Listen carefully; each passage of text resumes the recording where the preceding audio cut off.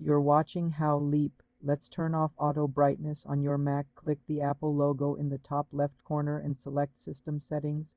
In the System Settings window, click Displays in the sidebar. Look for a checkbox labeled Automatically Adjust Brightness. If this box is checked, your Mac is using ambient light sensors. To adjust screen brightness, click the checkbox to uncheck it and disable the feature.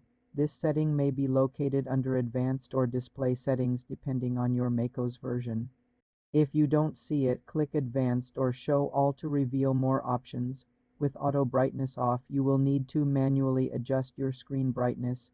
You can do this quickly using the Control Center. Click the Control Center icon in the menu bar, then drag the brightness slider. Alternatively, use the brightness keys on your keyboard, typically the F1 and F2 keys.